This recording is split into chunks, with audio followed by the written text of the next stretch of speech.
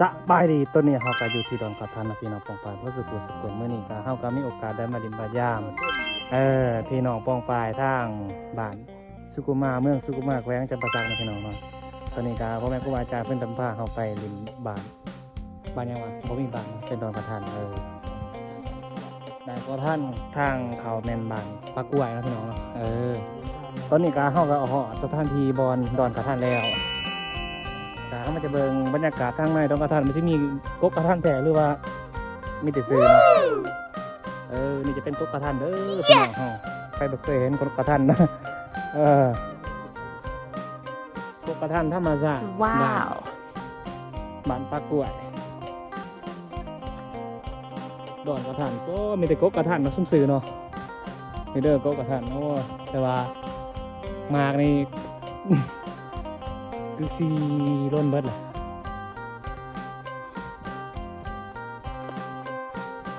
โอ้ยต้นไม้ตัวนี้ล้มครับ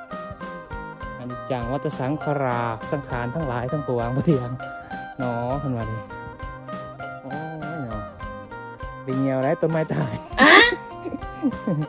โอ้นี่เด้อดอนไส้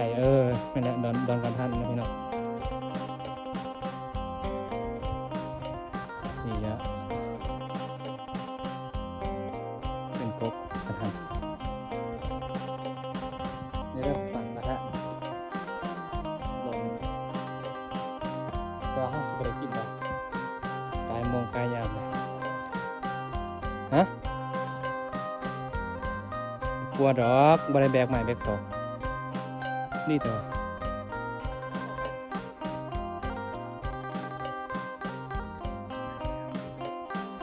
บรรยากาศทางดอนกระทันนะครับคนที่เคยไปกะขอเชิญเจริญพรเด้อทัดผู้ชมผู้เบิงทุกคนทุกฐานเนาะอยากเห็นดอนกระทันบ้านมากมีบ่แม่นบ้านปักกล้วยขอไปเนาะเราเดินเทื่อมาก็เลยบ่คือเขาเคยไปหรือว่าสกอนจะอยู่อดีตมันมีการลืมการลงธรรมดาสิ่งที่มันผ่านไปแล้วเราลืมมันความจำมันบ่เพียงสัญญาข้างในโอ้โหต้นมะเดือนี่เป็น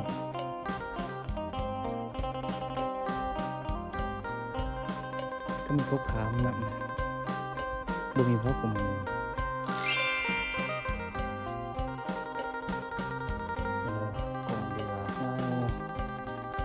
โอ้มาว้าขนาดกำลังเป็นหนังแน่นอนต้องเถอะ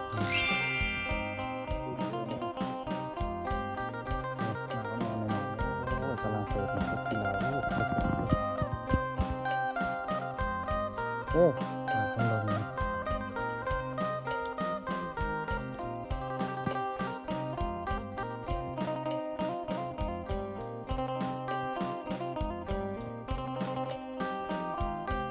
นี่เนาะ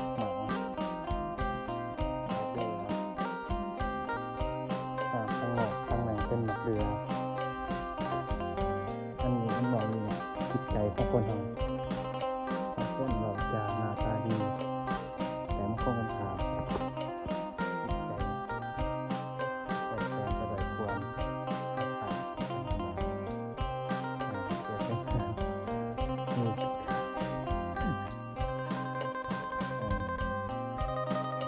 เอาไปยืย่างหลินเลยนะ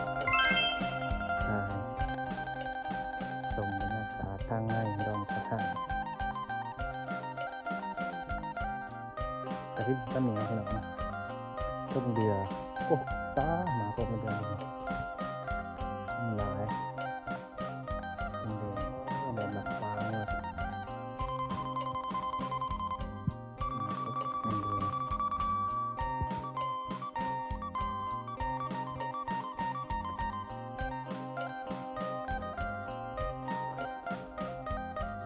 ต้นเขาจะกลับเนาะ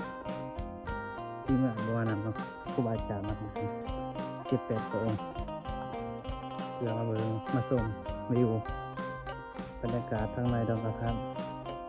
มาส้มซื้อจะได้พี่น้องเลยส้มซื้อดอนนี่กระทันนี่แต่ก็กระทันส่วนหลายต้นไม้ธรรมดาอื่นบ่ค่อยมี ก็มีทั้งตะกกค้างโขงเดือเพื่อนก็มีตะกกไม้พืชต้นอาหารต่างๆก็มีหลายอยู่แต่โบราณตะกกกระทันที่ว่าเห็น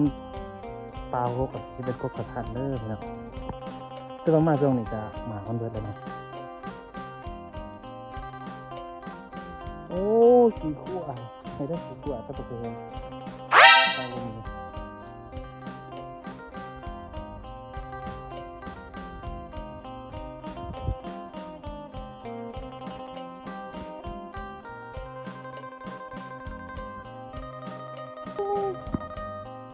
เอาไปจ้าอาบเด้อกันหน่อยเด้อ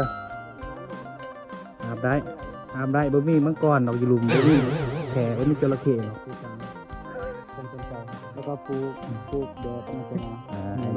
ไอเดียนัก มาพัฒนา ก็หน่อยไว้สิ นักออกแบบ พาซิโนใส่นะ นักออกแบบรีวิวไฟล์ ทำร้อยหนาได้แล้วฮะนำร้านเขาก็ก็มีเหือนี่เหือเนี่ยบัตร ร้อยหนาเลย เห็นเลยเขาคืออะไร มีไอเดียใหม่ๆเกิดขึ้น เขาคืออยากอยู่เท่านี้ว่าเราจะได้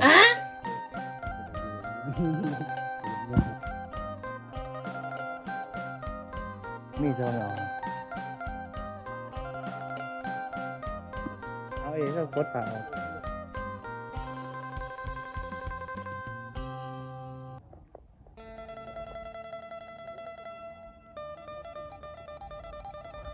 อาบตีผ่าจานบนทัน หันวะ พอห่อดอกไปโยมตอนนี้ผ่าจานบนทันเสียหาลาด ไหนนะ เสียหาลาดผ่าจานบนทันเสียหาลาดนามสกุลขัดแต่ว่าเสียหาลาดวาสนาไพ่น้อนี่